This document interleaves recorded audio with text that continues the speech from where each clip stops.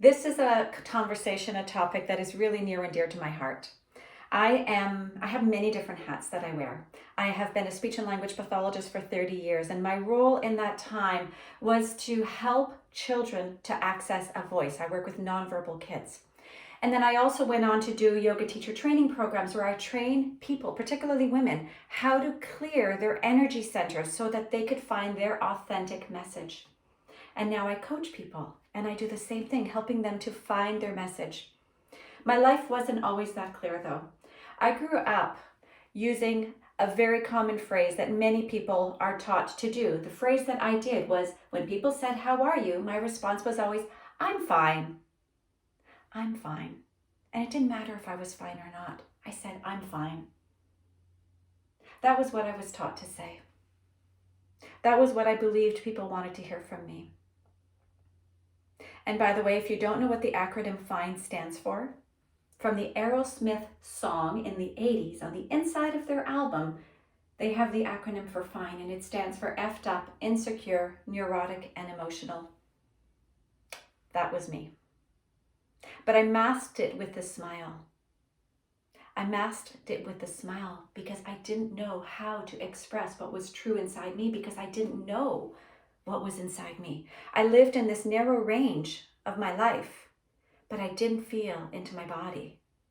And so I had a lot of cognitive knowledge.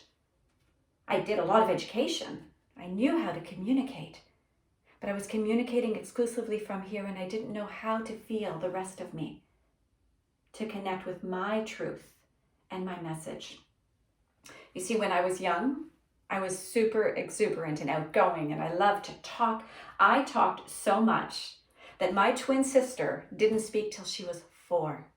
She didn't have to. I did the talking for both of us. But then eventually I started hearing this message consistently in my life that Diana talks too much.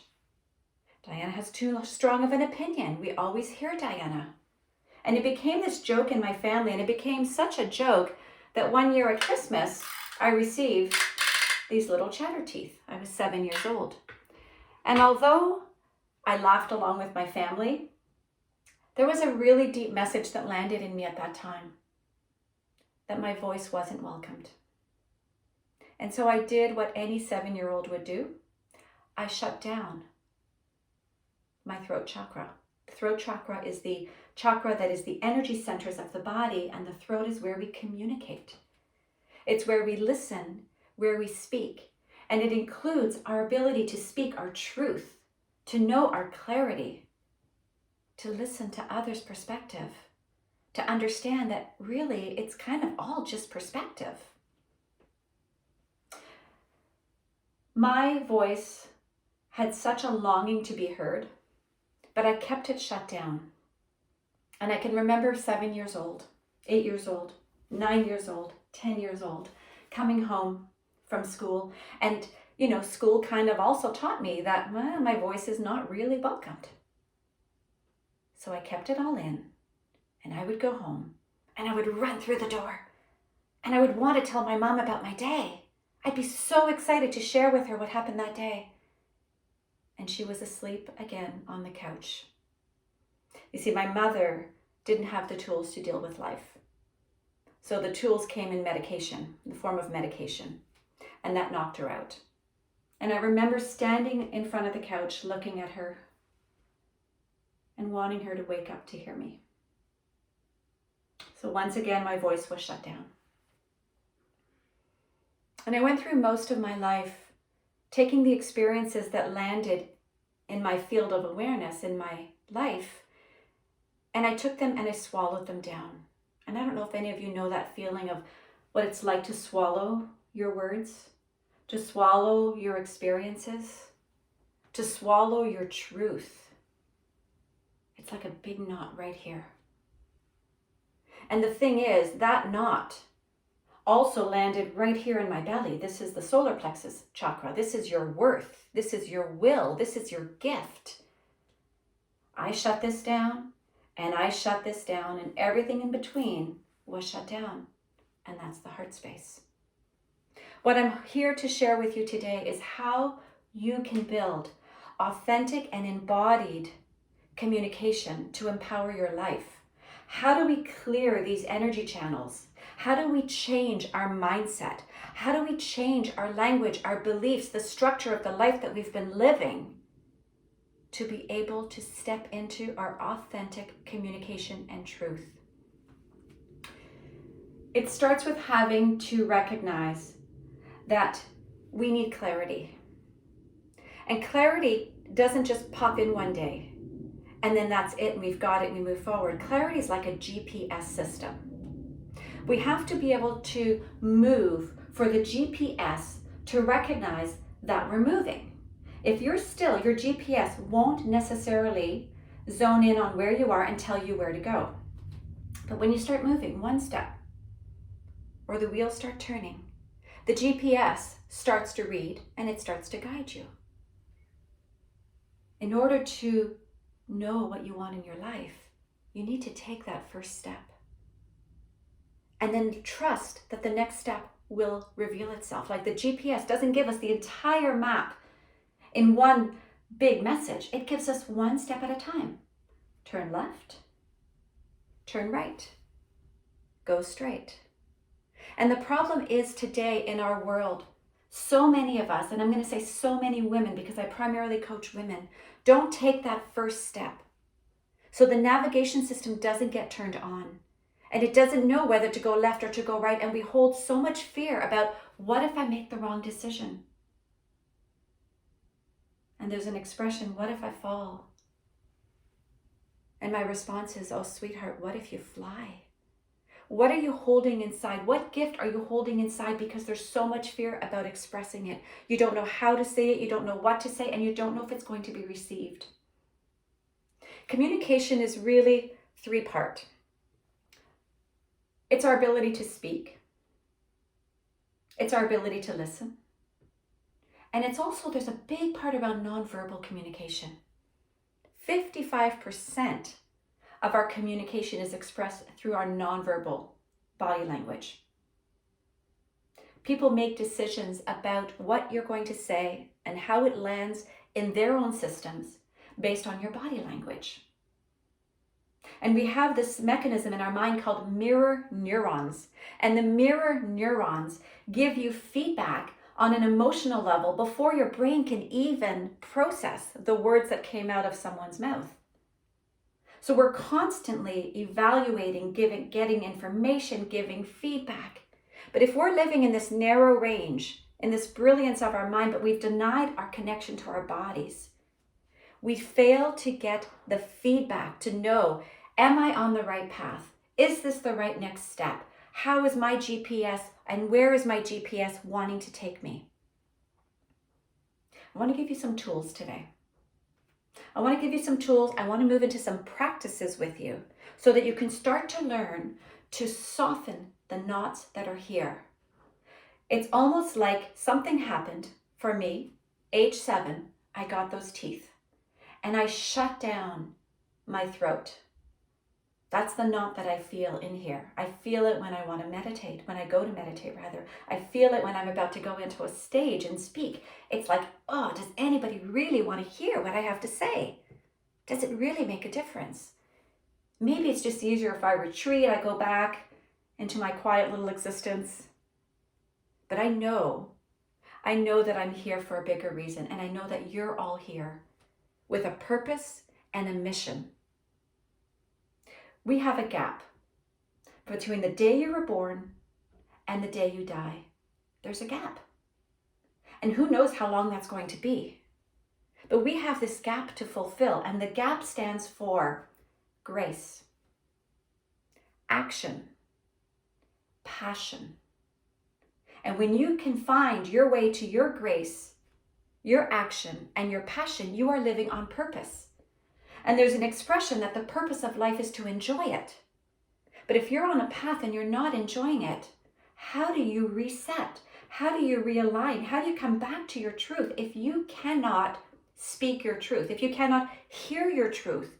If you're landing in fear that's keeping everything bound and tight inside you? Because every time that something has landed in your system, I'm going to say as a trauma, and trauma is any time that the nervous system is overwhelmed and we don't have the capacity to deal with it. Maybe people in our world weren't able to hold space for us to deal with it. Maybe we didn't have the language to express it. Maybe we just couldn't take the time. And so what happens with trauma is we push it down and we turn off a little light bulb in our nervous system. It's like you're kinking a water hose. And eventually in your lifetime, those knots get tighter and tighter and tighter. And the way that I've learned to start to unwind my nervous system and start to soften those knots has been by moving into my body, by finding ways to bring relaxation into my body. Meditation is fantastic, and that's a practice I've done for 25 years, and I'm so committed to it. It's a daily practice. Meditation calms my mind.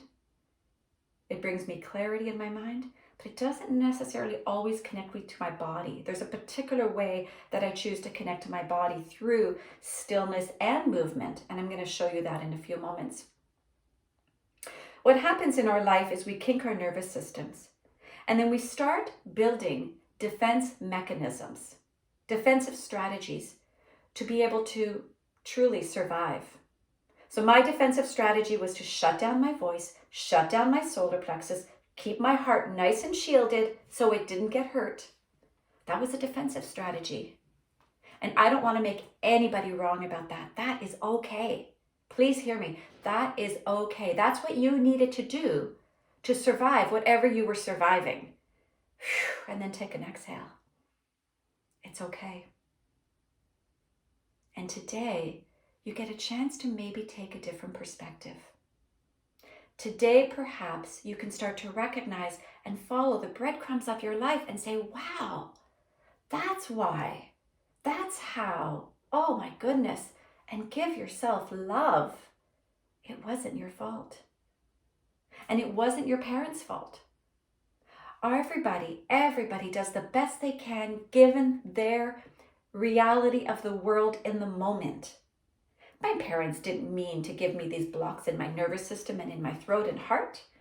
They did what they knew to do. They did what their parents did. And they did what their parents did. And we pass on generational habits, generational beliefs, generational trauma until you stand up and you say, no, it stops now. I had to take that stand because I have two beautiful children who are my greatest teachers. And I wanted to make sure that they always know that their voice matters, that who they are matters.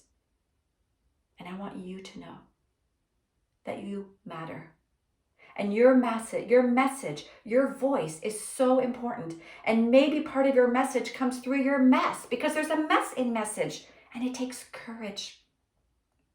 What happens when we have experiences growing up in this area called the throat chakra is it starts to shut down, and it shuts down typically when one is exposed to verbal abuse, physical abuse. I was told, I'll give you something to cry about. Stop crying. Stop crying. Crying was a communication, but it wasn't welcomed. It shows up when we're told to deny our truth. Maybe you had to keep secrets. Maybe you had to go to school and pretend that everything was okay when it wasn't. Maybe you were told not to express certain emotional ranges. We are meant to be felt sense beings. We have a massive emotional range that we can access, but we don't because we're taught, quiet it down. So here's what you can access. And when you try to penetrate that and grow it a little bit bigger, you will be met with tons of resistance, and the resistance will be out there and the resistance will be in here because it will conflict with the value system that you were given. So we go back to playing small. We quiet our voice. And you know that the biggest fear that most women have is the fear of public speaking. Why? The world needs your message. You were here for a reason. And whatever mess was brought into your field of awareness, into your experiences, doesn't have to remain a mess. It can transform to your message. And it's such a beautiful gift when you can do that. Other things that impact the throat chakra is perfectionism. Now, I will totally admit I am a recovering perfectionist. I'm not there yet, but I'm on my way. I'm on my way to recognizing that what other people think about me is really none of my business. I'm also recognizing that I get to stay on my side of the street and not judge others for whatever they are doing in their life. Because remember, everybody does the best they can given their model of reality at the time. And we're all born essentially with innate goodness. Every single being that was ever born was a beautiful, healthy, gold essence child. Every one of us. Even if you're not feeling it right now, that is you. That never changed. What happened is we layered on conditionings and beliefs and fears and not enoughs, and all of those things led us to forget that there is golden right here.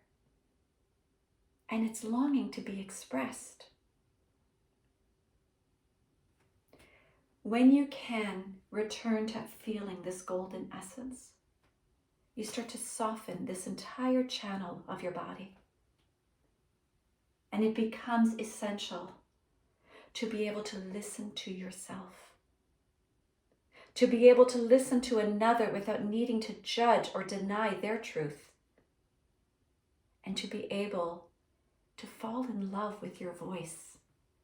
That's been my journey. The other area that typically happens to create tightness in our throat as we are growing up is if you were in a situation where you were asked to mask. So this is like, don't tell my truth, go out into the world, I'm fine. But perhaps you had just witnessed your parents having a massive fight, or there was abuse. Or perhaps your 12-year-old sister had just attempted to commit suicide. And when you called your parents on the landline, because this is before cell phone days, in my case, and said, there's something wrong, you need to come home from this wedding that you're at. And they said, we're coming. And I thought, oh, they're going to take care of this. Thank goodness it's out of my hands. I was only 11 years old. 11 years old. And I found my sister with a suicide note. My parents came home. I was so excited. They came home. They went into my sister's room. They told her to get dressed, put on her nicest dress, and come with them to the wedding. And then it was never mentioned again. That was the day that I realized that masks were part of my survival strategy. That what other people thought about me was more important than my own truth, than my own fears, than my own pain. And so I masked for a lot of my life. And I kept putting on layers and layers of masks. And I became a really good little girl. You know the one who's seen and not heard. Now, the interesting thing is, I went into a career to help other people find their voice. I became a speech and language pathologist for 30 years, and I still do that part-time, where I help nonverbal children to find their voice.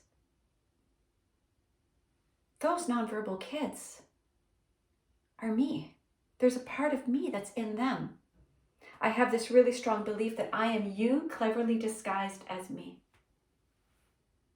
I am you cleverly disguised as me. What that means is that essentially on a soul level, we all share pain, joy, love. We just have different ways of expressing it. And thankfully, we have these unique bodies that are, by the way, vessels, gifts to take care of, because these bodies are the way that we get to interact with the world. But there's part of me that's so similar to you. And these kids that I get to support in finding a voice. And sometimes their message is as simple as help. They push a button and they say help. I teach these little kids how to say help, a basic communication needs. But so many women that I work with cannot ask for help because they've been told, keep this shut down, do it all yourself, it's all on you, put on the fine face and go forward. And when you don't ask for help, you start to diminish and kink your nervous system even more. Your nervous system is your communication channel in your body, but you start losing touch with it because you're not asking for what you need to feel good in your life. So I want us to commit right now to pledge, hands up, pledge, one hand up, one hand on your heart. I will ask for help when I need it.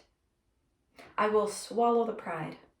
No, I will express the pride, and I will allow my voice to be heard. Because the shadow of the throat chakra being shut down, and the shadow is the disowned parts of ourselves, the parts of ourselves that we deem unlovable, so we work really hard to keep them away. And sometimes shadows could be emotional, energetic ranges like anger and grief, and sometimes it's like even a little bit more intense, and the shadow of the throat chakra is lying. Where are you lying to yourself? What are you denying yourself in your life right here and right now? What do you know? You know in your core that you're meant to be doing something, but you're denying it to yourself. Because there's a part of you that doesn't believe that you are worthy. There's a part of you that's decided that there's some core unworthiness, and that core unworthiness has become who you are. And so you step back, you play small, you shut down, and you move on with life, and you say, I'm fine. Core unworthiness shows up in our life because that is what our parents had in their life. They didn't mean to do this. Nobody means to do that. And to be honest, core unworthiness isn't something you put on you. It's just the situation or the outcome of the situations that you were in. The famous Sufi poet Rumi says, your task is not to seek for love, but to seek for all the barriers you have placed against it. I have revised that.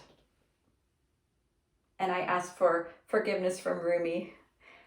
But I really believe our task is not to seek for love, but to seek for all the boundaries that have been placed onto us that have protected us from feeling love. It's not your fault.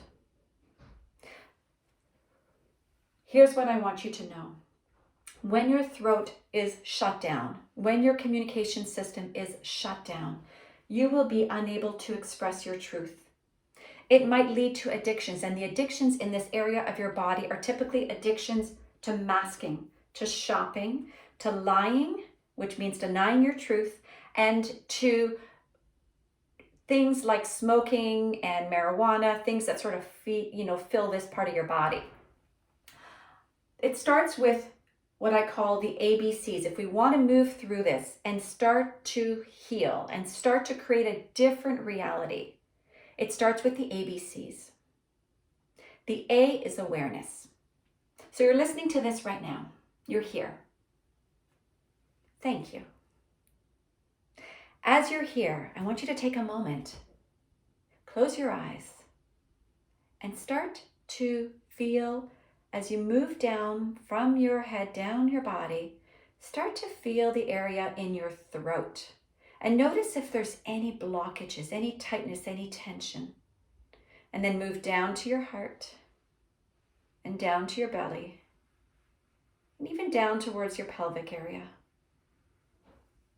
And so as you feel this embodiment, this part of you that perhaps has been denied, no one in school teaches us how to feel our bodies. They teach us how to fill our minds. As you feel this, where do you notice any tightness, tension, closure? Or maybe you feel openness, joy, tingling, heat. These are all sensations of the body, and sensations are the language of the body. So we're not talking about emotional states. We're not talking about emotional labels. It's the sensations. So the ABC starts with A, and A means become aware of so much. Become aware of your body, what your body's holding. And if you don't feel anything, that's okay. Because sometimes our failure to feel is because it's too scary and painful to feel. So we shut down, and we call that depression. And when you start leaning in and be willing to feel your body, you can start to open up, to notice. And when you feel, it's not with a sense of judgment. It's not, oh, there's that tension again, or there's that tightness, or why am I feeling this? It's like, wow, have a curiosity around it. What's going on here? Wayne Dyer said, when you change the way you look at things, the things you look at change. And so with a willingness to move into the body and recognize it as a gift, you have this gift of embodiment. We're not meant to live here, just here. This is a beautiful, brilliant, genius part of who we are, but we're meant to connect it to our bodies. So become aware. Become aware of what you feel in your body.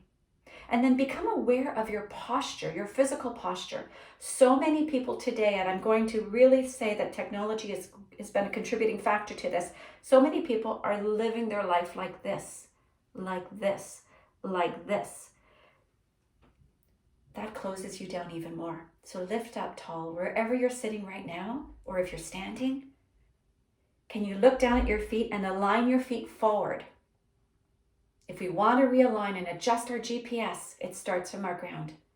And then draw energy up through your legs, up through your core, up through your heart. Lift your shoulders up and back, and then take your ears, nose, and throat back. So that your head, that's meant to be roughly 12 pounds in relation to what the workload or the force is on your spine, 12 pounds, bowling ball size. When we bring it forward 1 inch, it becomes 32 pounds. When we bring it forward 2 inches, which is very common, it becomes over 40 pounds in relation to the spine. So now your spine has to work so hard to support your head. And then energetically, when we're leading with our head, we are completely in the mind space and we've denied the heart space. So when you take your head back and you bring your shoulders back, and notice if your belly popped up, pull your belly in slightly. And now your heart gets to be your guiding light. Your heart becomes your GPS. Your heart gets to feel, does this feel right or not? And then it starts to open up to allow the messages, the pathway of the throat and the solar plexus to communicate. And then you get these gut feelings in your belly that something's not right, and you listen. You listen to your inner wisdom. You have so much. You're so wise. But often we choose not to listen. This is part of our throat chakra blockage. So nonverbal communication is critical. Are you saying, I'm fine, with your hands crossed? And we see little kids do that all the time. I'm fine. Yeah, right. Notice how your body's holding itself. Are you open? Are you breathing? Can you feel your feet?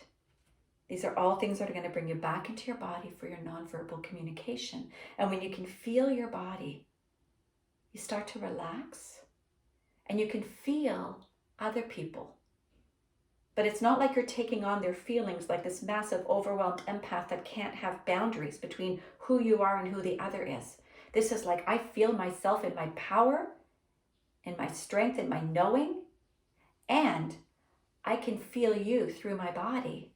So I have this BS detector that tells me your body language and your words are not congruent. So we get really good at determining that. The A is awareness. The B is take a breath. I tell my clients and I tell my students, breathe and everything changes. One breath, as Eckhart Tolle tells us, is an entire meditation. So when you breathe, your entire physiology can change. And we have to do that because otherwise our biography becomes our biology. the experiences that we're holding in tension and tightness and shutdown, our unwillingness to speak our truth and communicate our message from this deep place of embodiment starts to impact our bodies. And the research shows that up to 90% of disease and illnesses today are stress related, 90%. But if you don't know you're stressed because you can't feel your body and you don't know you're tight and you're not sharing your truth, you don't get to make a change. So awareness, breath, and then there's 3 C's. 3 C's. Make a choice, to take a chance, to make a change. Make a choice to take a chance to make a change. And when you make that choice to create a change in your life, everything changes. Here's the changes I want you to consider. And these are just possibilities. You can take them, you can leave them. But if anything resonates, it's because you are me cleverly disguised as you. So we want to move from what we call the me stage. Reverend Michael Beckwith calls it the me stage, which is the victim stage. In the victim stage, you're using words like life is happening to me and why me and if only and if that hadn't happened, and we're using our communication to reinforce our victimization. That's 90% of the world. Catch yourself doing that. Catch yourself pointing fingers, blaming. When there's a finger pointing there, there's 3 more pointing at you. Notice when you use the word you, when you should be using I. So an example might be when you go to the store and there's lineups and it can be so frustrating and you don't know how long you're going to be there. That's a you statement, but that should be an I, because I'm giving you my personal experience. Own your communication. Using an I statement empowers your communication. Catch yourself. So when you start moving from stage 1 to stage 2, it's when you start changing a lot of your communication. And changing your communication will change your beliefs. But you have to catch yourself doing it. You have to be present. You have to be in your body to see the possibilities. So we move from stage 1 to stage 2. And in stage 2, you start to affirm what you want. You get clear. Your GPS starts to turn on. And remember, the GPS has to move. So you take a step in one direction and you pause and you feel. Does that feel in your body? Does that feel good? The mind will have its own entire experience separate from your body. The mind will say, perhaps fear, danger, not okay, don't know where I'm going. Feel your body. What is your body telling you? What are the messages? And you always get to come back. If it's the wrong path, you just readjust. It's okay. I've been on many different paths in my life. When you move into stage 2, you start noticing the self-talk, the talk that you use that is denying your beauty, your truth, your light, and your love. The talk that looks in the mirror and tells you you're not enough. Catch yourself. You are enough. You are that same beautiful golden essence child that was born however many years ago. You are enough. One of the things that I realized as I followed the breadcrumbs of my life was that I spent my entire life denying my voice until I was about 32, so 25 years ago. And yet I was in a career where I was helping other people find their voice through speech pathology, through yoga teacher training, through coaching. And so there's a sense that my purpose became really clear. I've been helping others to find their voice, to reveal their message, to get out what they need to get out the tension, get out the truth, listen to the world, listen to life, let life be your teacher. And for me, all of my purpose was my teacher, because in doing that, it helped to heal me. And now I listen. I listen, and I'm moving into stage 3 consciousness, which is where I believe that life isn't just happening for me, life is happening through me. And I listen so that I don't have to get the soul slaps when I don't listen. I listen to the wisdom of my intuitive inner body knowing. And I'd love you to take a moment now, if you are in a place that you can do this, is to close your eyes and place your hands anywhere on your body where attention is being called. And for a moment, just breathe. Breathe and everything changes. And if your body has a longing to move, which you'll notice I often do, just move into that longing. Part of the reason that we deny ourselves our truth is we don't know what we want because we don't listen to the wisdom of our body. So start to feel your body. Maybe notice 2 or 3 somatic sensations. Soma is body, so these are the sensations within your bodies.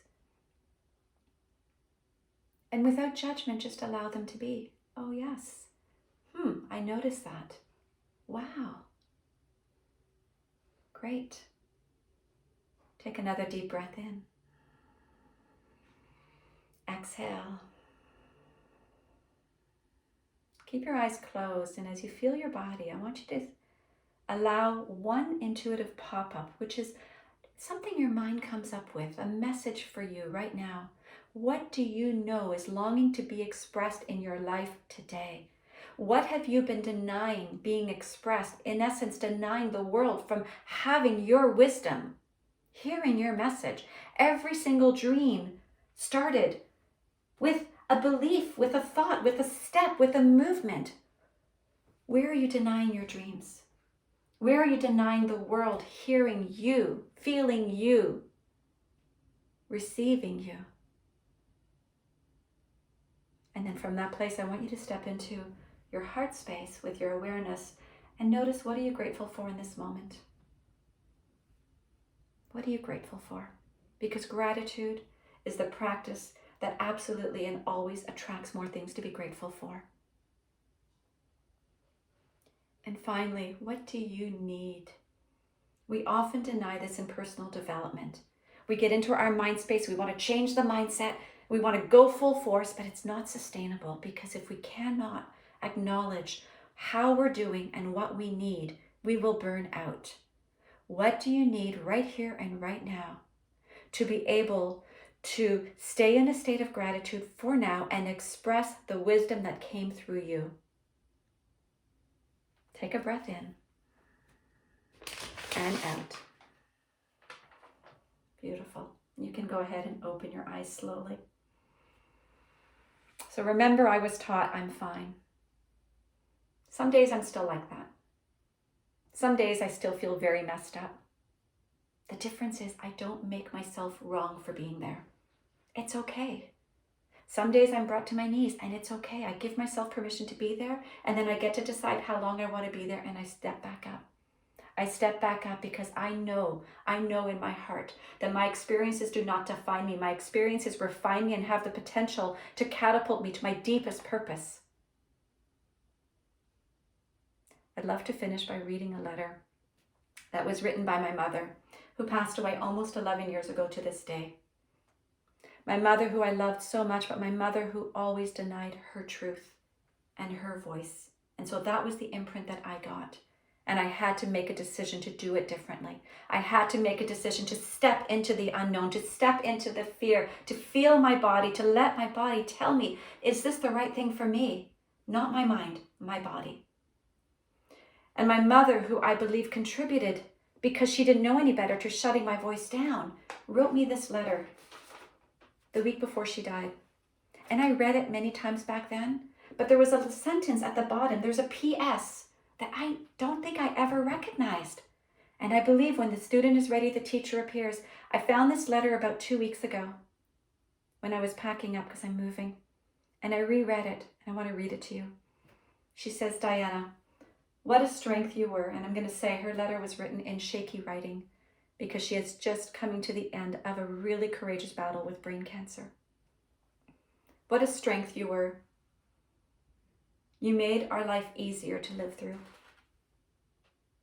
I hope what you give to others makes up in your life in return, and that all your wishes come true. I love you. You are so beautiful, and you have 2 great kids. She finished with this P.S. This is the part I didn't see until 2 weeks ago. P.S. Keep talking. I never thought that my mom knew what I did.